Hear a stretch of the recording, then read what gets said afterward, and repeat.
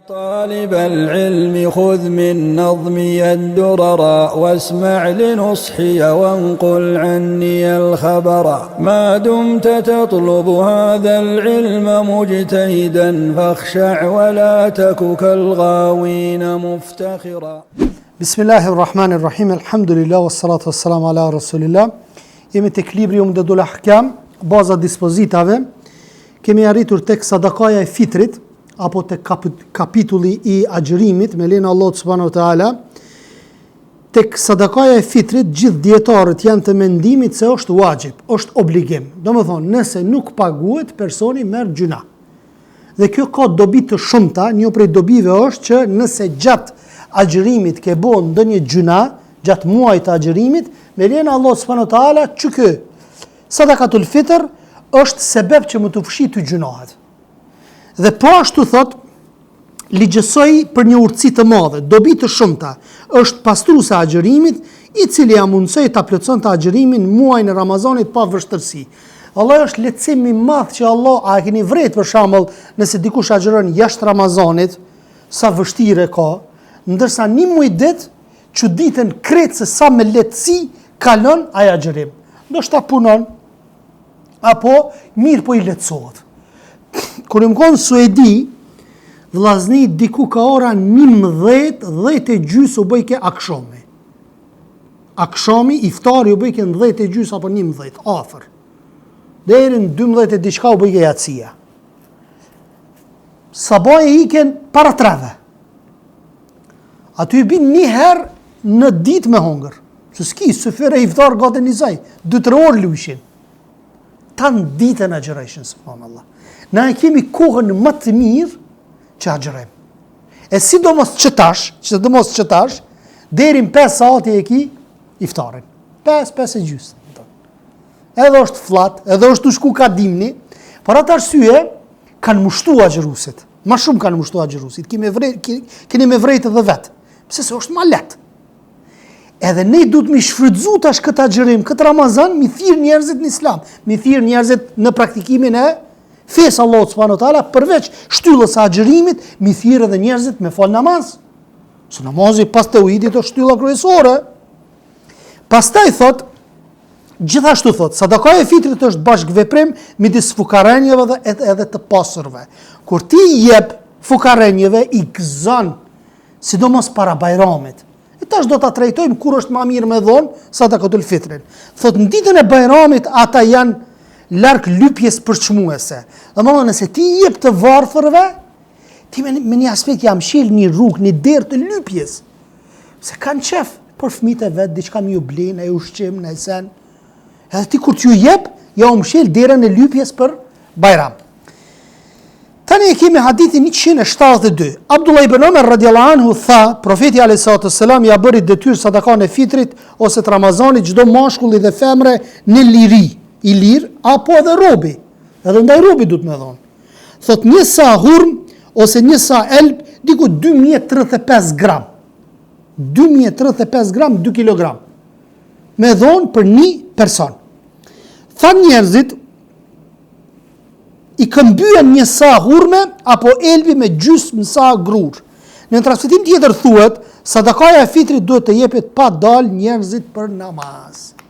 A më thonë, nëse falet namazi i bajramit dhe ti e jep sadakatul fitrën, ai nuk konsiderohet më sadakatul fitrën. Ai konsiderohet si sadaka e thjeshtë.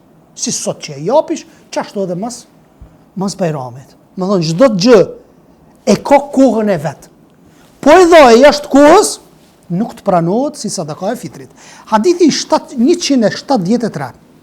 Ebu Sejid el-Udri, radiallahu anhu thot, ndanim sadaka fitr në kohën e pejgamberit alayhisalatu wassalam, një sa ushqim, ose një sa elb, ose një sa kos. Një sa ju kallëzova që o 2 kg, e 35 gram.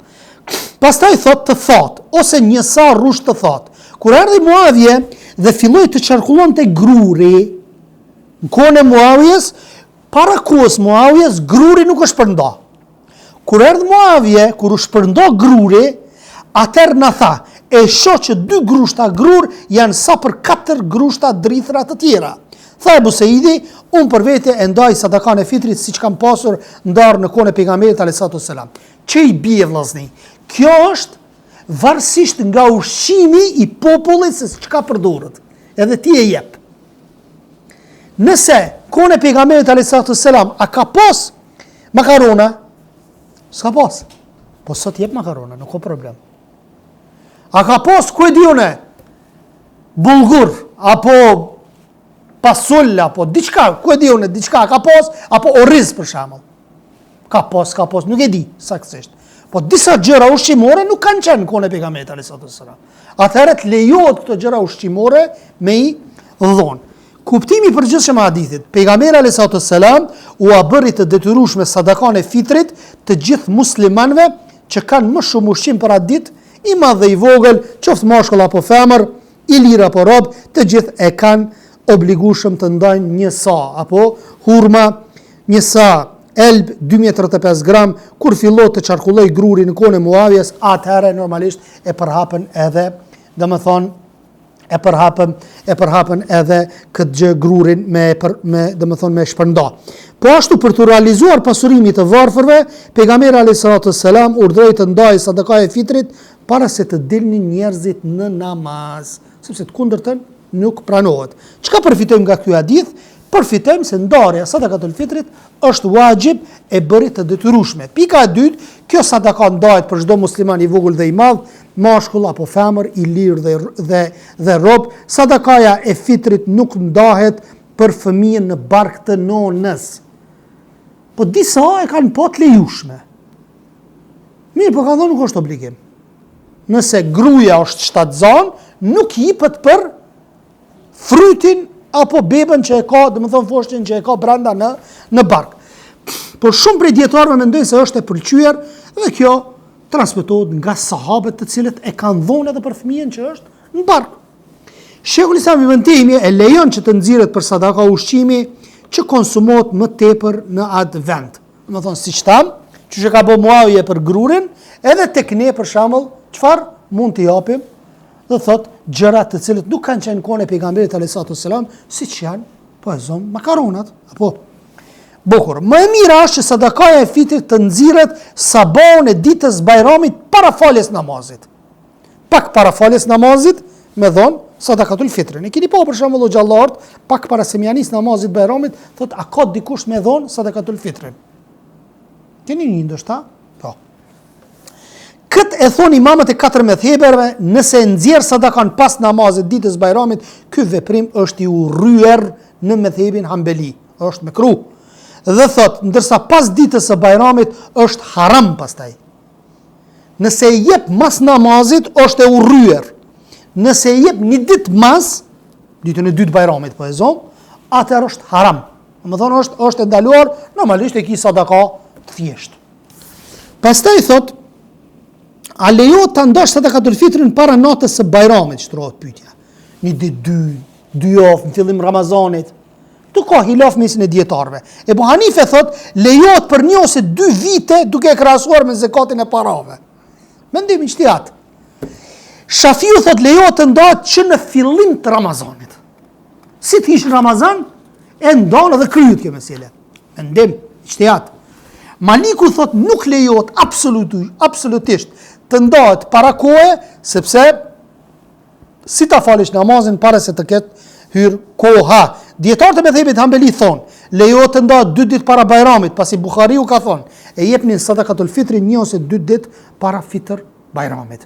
Më 1 ditë 2 nuk ka probleme, sidomos sot, për shembull që dikush i mbledh sadakatul fitrin, edhe tash dakikën e fundit nuk mundet më shpërnda krejt. Sa është koxha problem ti me shku mi shpërnda për disa orë. Ndërsa për 2 ditë është ma lehtë. Ka për shembull njerëz caktuar të cilët e mbledhin sadakatul fitrin, apo edhe e shkepin pastaj tek të varfërit. Kishte për qëllim thot sahabët që e ndanin 1 ose 2 ditë para fitr Bajramit. Fukarajt nuk i plotësohet nevoja vetëse nëse ndan atë para kohë 1 apo 2 ditë për të përgatitur për ditën e Bajramit. Çka po do të thonë autori i librit? Po do të thonë që nëse ti ja jep në ditën e Bajramit, që thënë disa është më mirë, atëherë ti i varfëri kur i merr nuk ka ku mu përgatit. Ndërsa nëse ja jep ti një ditë 2, ai ka mundësi mu përgatit. Atë arsye kanë thonë, më mirë është një ditë 2 më herët. Më mirë është një ditë 2 më herët. Nëse e vonojnë ndarjen e sadakatul fitrit deri pak para se të fillojë namazi, mund të ndodhë që të mos e gjejmë personin që e meriton dhe kështu ikën koha e dur në të cilën duhet të ndahet. Dhe thotë që përmend më lart duhet marrë në konsiderat, dhe sa shehu ynë dietari Madh Abdurrahman ibn Nasir Sadi e shet të pëlqyeshme ndarjen e sadakatul fitrit 1 ose 2 ditë përpara. Kjo ishte sa i përket në pika të shkurta sadakatul fitrin. Tash i kemi kapitullin e agjërimit. Çdo definicion vëllazni, siç e dim, e ka definicionin gjuhësor dhe terminologjik. Definicioni gjuhësor, çka do të thonë saum, agjërim, do të thonë ndalim ndërprerje në aspektin gjuhësisht. Nëse do me përkthy, çka do të thonë bukfalisht në gjuhë, atëherë çka? Thot ndalim ndërprerje. Wa alaykum salam wa barakatuh. Ndalim ndërprerje. Mirë, po në terminologjinë fetare, çka do të thonë? Ndalimi i vetës nga prishësit e agjërimit. Do të thonë ndalimi i vetës nga ato gjëra që e prishin agjërimin. Cilat janë gjërat që e prishin agjërimin? Ushqimi dhe pija. Ushqimi dhe pija. Po ashtu thot me qëllim nga sabau deri në perëndim të diellit. Do të thonë deri në perëndim të diellit, kjo është në aspektin terminologjik. Mirë, po në aspektin gjysor çka thon? Ndërprerje. Më thon ndërprer, po çka më ndërprer? Ta tregon definicioni terminologjik. Definicioni gjuhësor po thot ndërprerje, po është rregull i përgjithshëm. Ama terminologjia të kallëzon që kjo prej sabajit deri në mramje nuk duhet me ngrën. Agjërimi i muajit të bekuar të Ramazanit është farz edhe është shtylla e 4 e Islamit. Shtylla e 4 e Islamit. Dhe thotë agjërimi është nga më të mirat adhurime, sepse i përmban 3 lloje durimesh. 3 lloje të durimit i ka agjërimi. Në një, thot durimi në kryerjen e veprimeve që argumentojnë bindjen në Allah subhanahu wa taala. Siç thash, në Suedi për shembull 8-9 motora agjërojnë. E kjo lyp sabër, apo plus asaj që punojnë ata ta ditën, kjo lyp sabër. E dyta, durimi në mos kryerjen e gjunave. Çka? Jo ma xherushëm valla. Nuk po bëj gjunas, po kryerjen haram. Edhe kjo është durim. E para durimi ishte ndaj urdhrit Allahut. E dyta ndaj gjunave, më largu gjunave. Dhe e treta në caktimin e dhëmshër të Allahut subhanahu wa taala. Çfarë do që ndodh me caktimin e Allahut subhanahu wa taala? Allah përvetsoi këtë adhurim dhe na premtoi se ai vet do të na shpërblej. Është adhurimi i msheft. Kërkush të merr vesh. Mund është i dikun mu ul apo me një dhomë që mos me të po kërkush. Edhe me hongër dhe me thonë njerëz që mi thonë, jom të agjëru, kërkush të merr vesh. Për atë arsye është agjërimi i fsheft dhe Allahu pa mos të shpërblen me lejen e Allahut subhanahu wa taala. Për urtësive të agjërimit është urtësia sociale, mbledhja e muslimanëve rreth një adhurimi të përbashkët në një kohë. Të gjithë bëjnë durim në heqje apo vuajtje. I varfëri dhe i pasuri, i liri, do më thonë, i madhi dhe i vogli, mashkulli dhe femna, krejt janë me një ibadet të njëjtë. I pasuri ka mundësi me ngrën, ushqim më të mirë se i varfëri. I varfëri nuk ka mundësi me ngrën, ushqim sikur i pasuri. Mirë po, në të ibadet janë të gjithë të njëjtë, sikur në haxh. Sikur në haxh. Dhe kjo është një urtësi sociale.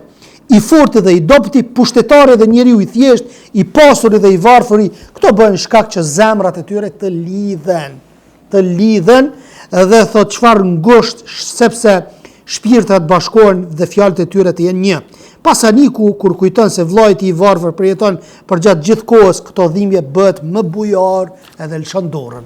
Keni vërtet për shembull i jepën më shumë sadaka në kohën e Ramazanit, se edhe normalisht shejatinët prangusen edhe nuk ka cytje shumë të mëdhaje dhe domethënë edhe ndalen edhe krimet apo ç'është thonë statistikat. Agjërimi përmban vlera morale edukative. Ai të mëson durimin, të forcon vullnetin, ushtrimin me vështirësinë, shijimin dhe poshtjen e tyre. Dobi shëndetësore është, me të vërtetë stomaku është destinacion i smundjeve dhe parandalimi i smundjes është më i mirë se sa kurimi i saj, siç kanë thonë disa apo kur e kanë trajtuar çështjen e agjerimit, kanë thonë kjo është operacion pa brisk. Operacion pa brisk. Dhe qelizat kancerogjene dhe shumë smundje, kur ti nuk jep ushqim, ato vdesin. Do më thonë, e hanë vetveten autofagia, e hanë vetveten, shkencëtarët e kanë vërtetu, shkencëtarët mjekësor po flasim, jo fetar, e kanë vërtetu se me agjerim trupi vetvetiu e hanë veten dhe i hanë ato senet e këqija. Dhe pastaj i qet, nëpërmjet urinës i qet. Dhe du të me lonë e herë njerë në vjetë, sidomos një muj ditë një lloj pastrimi, është sikur vllazni me marrë që telefon, edhe çdo një vjet që e ki mush krejt me foto e me video, edhe veç mi anis mi fshi.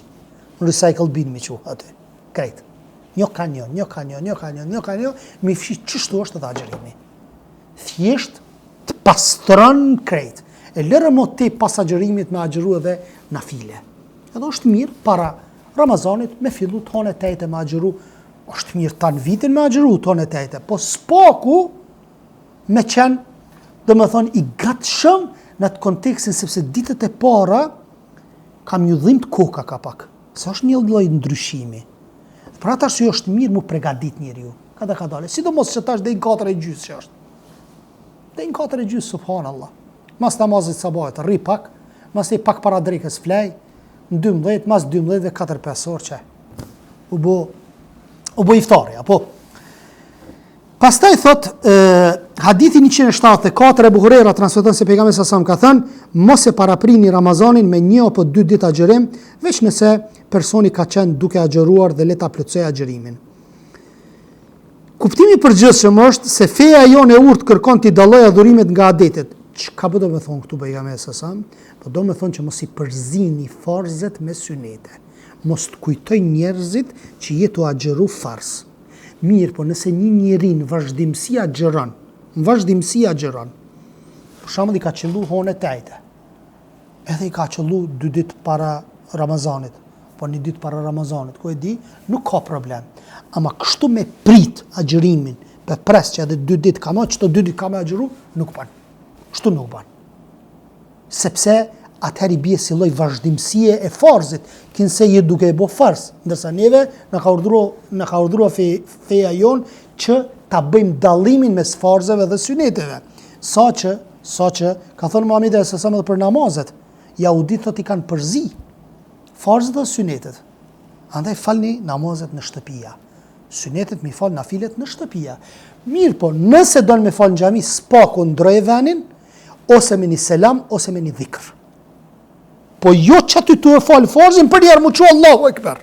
Jo, nalu pak, bërë dhikrin, ndryshoj vendin, edhe kryhet çështja i kundërshton jehudët që i kanë përzier farzet dhe synetet. Çka përfitojmë nga hadithi? Thot ndalimi i agjerimit 1 apo 2 ditë para Ramazanit, lehtësia e lejimit të agjerimit është veç për ata që i përkon agjerimi për hershëm që agjerojnë. Dhe prej urtësisë që fshihen ndaj këtij dalimi është dallimi i adhurimeve farzave dhe vullnetare siç tham. Hadithi 175. Thot Abdullah ibn Omer radhiyallahu anhu, kam dëgjuar të dërguarin të thot sallallahu alaihi wasallam, kur të shihni hënën e Ramazanit, atëherë agjeroni dhe nëse shihni hënën e muajit Shawwal, thot atëherë prishni agjerimin. E nëse ju fshihet për shkak të rreve, atëherë thot llogariteni nga muaji i Shabanit, domethënë 30 ditë, apo nëse shihni që 29 i ka, po shihet, atëherë e bëni 30 ditë. E bëni 30 ditë me agjerum. Çka përfshin tek kuptimi i këtij hadithi? Dispozitat e fesë ngrihen mbi bazat se nuk mund t'i lëm, vetëse kur jemi të sigurt. Do të thonë, dispozitat fetare vllazni nuk hiqen me dyshime. Bindja është rregulli usulul fikut, bazave të fikut, që nuk hiqet me dyshim. Baza është që unë kom abdest. Po dyshimi është e kumprish se kumprish, ki abdest. Baza është nuk kom abdest. E kumprish, e di që e kumprish, 100% pe di.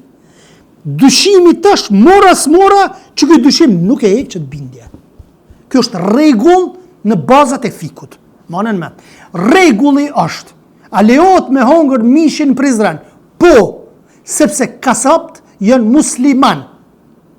Po vjen dikush edhe më kallxon, edhe më thot, "Çuren, filam kasapnicën, nuk ka mish halal." Atëherë, në specifike ti thon, filan vendin s'bën me hongër mishin. Ama në përgjithësi thu që në Prizren jënë musliman, apo musliman. E valla, kallëzon për shembull ylli qëre në qatë kasapnisën unë e di, se i njofë se e kom qatë zanat, fillon kasapnisën nuk prejet si pas regullëve shëriatike. Allah që përbleft e thom, edhe unë e përhapi. Mirë po në regullën e përgjithshëm themi që Prizren jënë musliman, apo jënë musliman. E hala ma e letë është çështja kur ti e ki bindjen që ai që s'fal namaz është musliman gjunakçar. Se nëse thu ai që s'fal namaz është qafir, atëherë dhe mishi si pranohet ati. Domethënë nëse e merr këtë bindje tash, apo po themi. Thot çfarë dispozitat e fesë ngriten mbi çështjen e sigurt në origjinë qëndron vazhdimësia e muajit Shaaban dhe njeriu nuk është i obliguar nuk i është obliguar agjerimi përderisa muaji Shaaban nuk i ka plotësuar 30 ditë. Domethënë, ti je në rregullin që je duke agjeru. Tu ka bo 29 ditë. Edhe tash tu ka përzi hona nuk peshe. Kjo është dyshim, po dyshim është. Se si tu e po mirë. Atëhere, ktheu tek baza 30 bëje. Edhe nëse e ki ngatru nuk ka problem. Se po kthesh tek baza. Po i bëjnë 30 ditë. Profeti alayhissalatu wassalam i urdhroi muslimanët që të llogarisin ditët e muajit nëse ka re ose pluhur, duke konsideruar Shaabanin me 30 ditë. Domethënë 30 ditë i ka bo me dur. Dietarët kanë mendime të ndryshme sa i përket meselesë së mëposhme nëse shihet hëna me një vend, a lipse të agjërojnë të gjithë njerëzit apo jo. U po në Saudi, edhe tash namaz Saudis kret me agjëru. U po në Turqi, namaz Turqis me agjëru. A duhet as duhet. Imam Ahmeti dhe pasust e tij thonë se muslimanët e të gjithë botës duhet të agjërojnë pasi të provohet dhe definohet hyrja e Ramazanit me gjithë dispozitat e tij. Agjërimi u bë wajib. Ky është methëbi i Ebu Hanifës rahmetullahi alayh.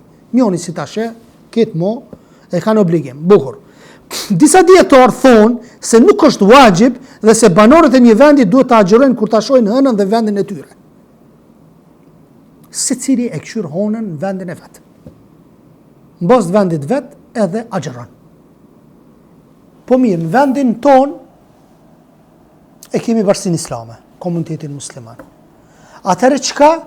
Nëse na e hapim derën secili kokë në vete, të thotë unë e pash honën, ky tjetër jo se pash honën, sallamadi bëhet.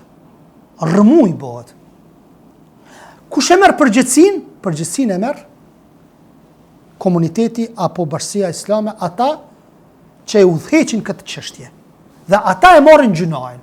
Në rregull, ti e ki po, don me agjëru, s'don me agjëru. Bëjnë në mënyrë individuale apo në atë mini shtetin tënd në shtëpinë tënde, mirë po mos del publikisht me bë thirrje. Se nuk je komision, nuk ki institucion, dhe nuk është hajgare këto. Se pastaj Bajrami lind probleme për Bajram. Ç'është kimi apo pastaj? Këtë fetfa ka dhe Sheikh Albani dhe Sheikh Fawzani dhe ulemat e tjerë. Thot, këtë mendim e mbështet edhe Kasim ibn Muhammed, Salim ibn Abdullah dhe Ishaku, Kurejbi thot, shkova në Sham dhe doli hëna Ramazanit. E pam hënën natën e xumas. Pastaj shkova në Medine, në fund muajit, më pyet Ibn Abbasi e më pas më përmendi hënën, më tha kur e pat hënën, e informova. Më tha, po ne e pam hënën natën e së shtunës, e vazhdojmë të agjërojmë derisa të plotësojmë 30 ditë ose të shohim hënën. I thash, a nuk mjafton parja Muawijes dhe thot agjërimi ti? Tha jo, kështu që na ka urdhëruar i dërguari Allah s.a.s. Secili vend e ka vetin. Secili vend e ka vetin. Tana dishja më bashkë islame. Në Fitr Bajram lidhet me Turkinë, kur bëjmë Bajram lidhet me Saudin. Secilit më amoj të hatrin. Çto çdo herë kon tana. Për Fitr Bajram çdo herë kemi me Turqinë. Po, ju ç'e keni? Ç'është po? Imam Shafiu shpjegon me detaj këtë çështje, nëse lindja e hënës ndryshon nga një vend në tjetrin, atë çdo popull vepron në varësi të gjendjes së hënës. Nëse secili e këshyr vetveten.